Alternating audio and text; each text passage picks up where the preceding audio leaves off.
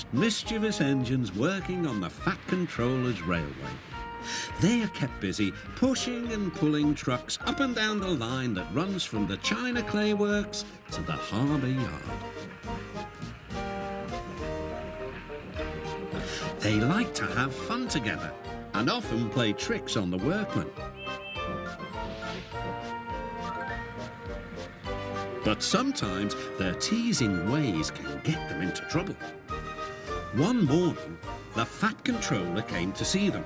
Important goods have arrived in the big yard, Bill and Ben. I need you to help the other engines. "Oh, yes, sir, of course," replied the twins. They set off happily on their important mission. Boko was resting in the yard when suddenly he heard a pair of familiar whistles. Sighed Boko. "Here comes trouble." "The Fat Controller told us you were tired," teased Bill. "He asked us to take all your trucks for you." "You two never stop, do you?" chuckled Boko. "But I'm wise to your pranks, and we do need your help here." The twins were soon busy pushing and pulling the heavy trucks into place.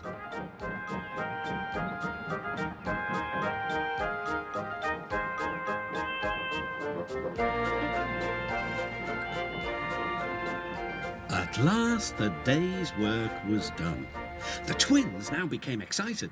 They were going to use the turntable for the first time. Bill went first. "This is fun," he shrieked to Ben. He didn't want to move off at all. The foreman stopped the turntable. "Please make way for the other engines," he ordered. Bill did so, but unfortunately the foreman had accidentally stopped the turntable in the wrong place. Bill was on the wrong track and there was Ben puffing directly toward him. The engines came to a grinding halt. They gazed grimly at each other. "I was here first," said Bill. "But you're in my way," protested Ben. "You'll have to back up again." "I won't. You will.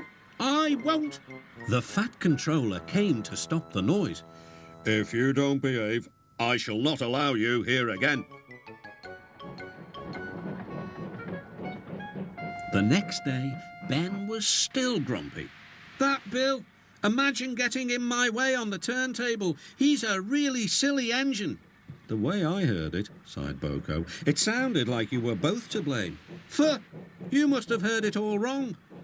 The twins grumbled about each other all day.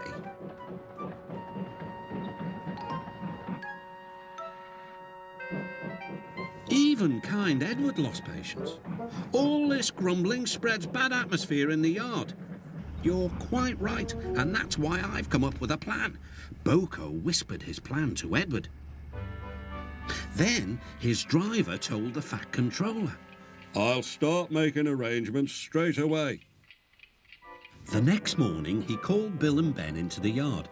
"Boko is taking a special train to the harbour. His regular heavy goods train is waiting on the siding. You can pull it together."